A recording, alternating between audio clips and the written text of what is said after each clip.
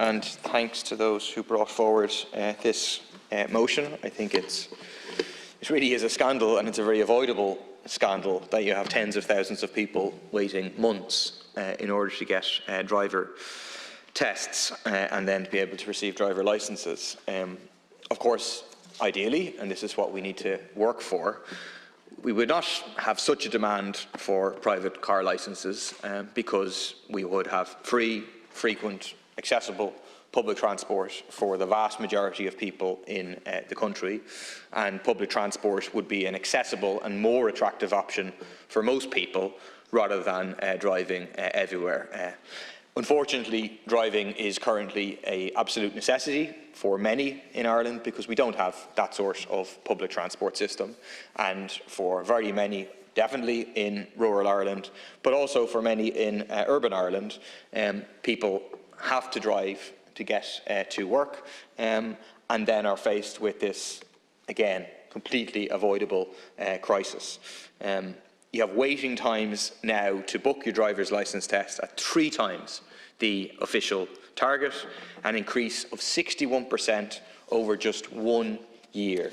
An incredible 71,554 people awaiting an invitation to book their driving tests. This is not a complicated issue. It's not a complicated issue to solve. The answer is very simple, that we need more driver testers.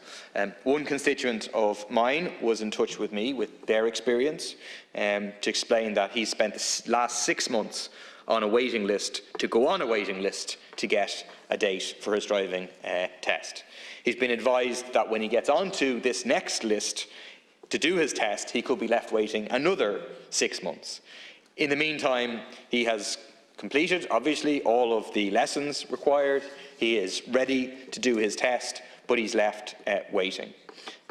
Obviously, I am not advocating that people drive without a licence, but we should recognise the reality that when the waiting lists are this long, it's inevitable that some people will feel that they have no other option than to drive on a learner's permit. The dogs on the street know that this has been happening for years and years, and is no way to operate a safe road and transport system.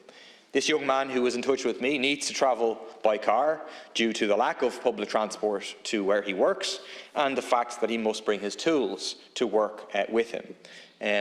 If he would just have the opportunity to pass his test, to drive to work each day, he wouldn't have the stress and uncertainty of getting into trouble in relation to then choosing to drive without a licence because it's the only way that he can get to work. He has tried hard to get this licence, he's done everything that he's supposed to do, but the state is failing him.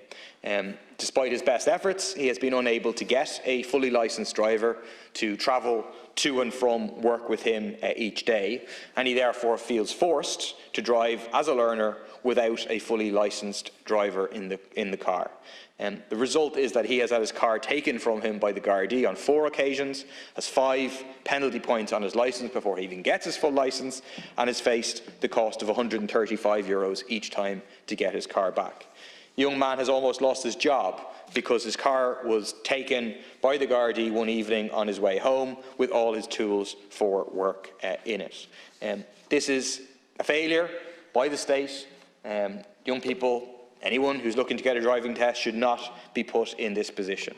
The government is failing young people for a whole number of reasons in a whole number of areas: the cost of living and housing crisis, the health crisis, the failure to meet climate targets, and this. This is a very easily resolved issue, the key question being to expedite the recruitment of additional driver testers and implementing a plan to ensure that the official target, which is just more unobserved than observed at this stage, the official target of the maximum of a 10-week waiting period is met.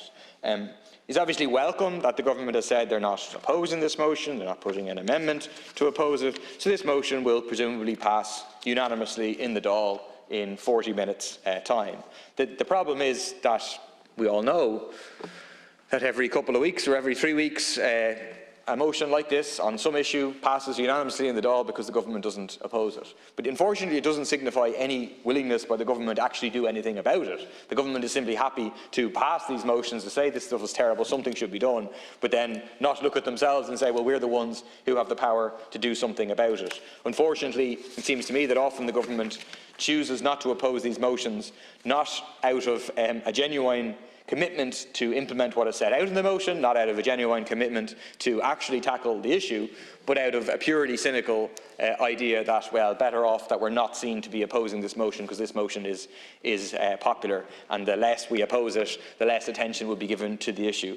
I hope that this is not the case here. I hope that the government will implement what is set out in the motion, but if they don't, as I fear will be the case, then we certainly will be using this motion as a stick against the government to say, wait a minute, you agreed to this motion, you didn't oppose this motion, you allowed this motion to pass unanimously, why haven't you acted on it? Because it will be very, very clear where the responsibility for this problem lies. It will be very clear to the 70,000 people waiting for these tests that the responsibility lies with the government, and the government is choosing not to act. Thank you.